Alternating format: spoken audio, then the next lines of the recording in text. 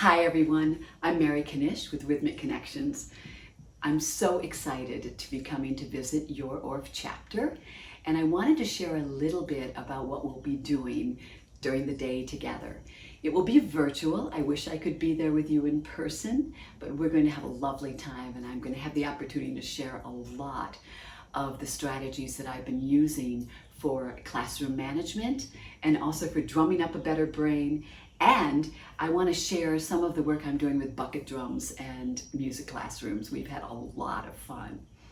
So, drumming up a better brain, I'll be sharing the neuroplasticity of drumming and how we can actually create a better brain, the 4 pathways to creating neuroplasticity at any age in the brain, changing the brain and growing better brains. I'm going to weave those concepts and pathways into strategies where we can create better classroom management skills. Now, what I'd love to have from you is to send me some of your ideas before our clinic as to what your biggest challenges are for classroom management. I've created it'll be a word cloud, and so I've created a very easy way for you to enter 1 to 4 of your biggest challenges in the classroom right now, particularly coming out of the pandemic. Kids coming back into the classrooms. I know we are all struggling as educators. So I would love to help you by sharing my rhythmic and music strategies to address a lot of the issues that have been coming up. For the workshop day, since we're not together in person, I wanted to just show you a couple of things I would love to have you have. If you've got any kind of djembe, ashiko, tubano, or conga, bring that to the class because we'll be working with those during the day. If you've got a xylophone or any kind of ORF instrument, it would be super if you bring it. It's not mandatory, but I'd love it if you would have that. If you've got shakers, metals and woods, any of that would be great to have as well. Even if you want to bring a pot and pan for your metals. And I showed during my teaching virtually over the last year and a half, I created these shaker spoons, and they're super fun. And so it's vitamin containers, and they're just duct taped on to wooden spoons. Now, these are great for the bucket drums as well. So if you've got a set of wooden spoons, they'll make great mallets for your bucket drums. And you can make a shaker, and then you can actually hold this side and play the drums with the other end of your spoon. So they're super helpful to have. If you have a ukulele, that would be great. We'll be using ukulele. I'll show you a couple of ways to integrate the ukulele, the boom whackers, the ORF instruments, the melodic instruments with drum circles and with the percussion instruments.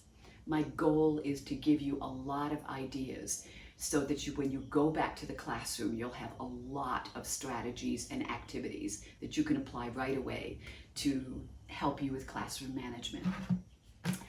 The bucket drums, I just wanted to show you, if you've got a 5-gallon bucket or can get one, that would be terrific. If you don't, just bring a wastebasket or a garbage can or something to the class, and that will work fine. If you happen to be able to get pool noodles, this is a great setup. I cut the noodles and just split them and make feet for my bucket drums. This is great in the classroom, and I'll show you how I'm using it in the classroom with a couple of videos too when I see you. But the bucket drums are wonderful. I've been using them both on the floor like this and set up on a chair so that the kids can stand, and we'll do this as well, and move and interact around the buckets. So I've got a lot of wonderful ways to choreograph our drumming, which can be done with regular drums, but I'll be showing you on bucket drums.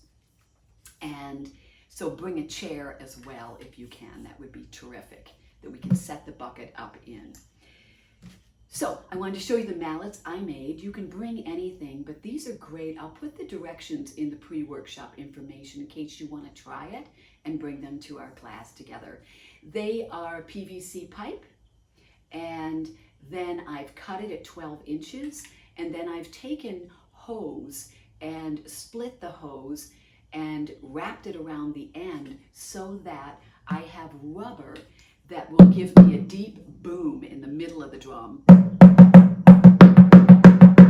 boom, boom, boom. And so it gives a nice boom, and it also protects your ears, so it's not such a sharp attack like the sticks tend to have, and certainly PVC pipe will have.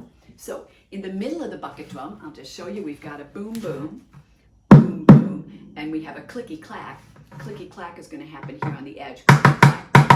And then we go to the side, and side can be with the rubber, which is quieter, and with the actual PVC, which is louder.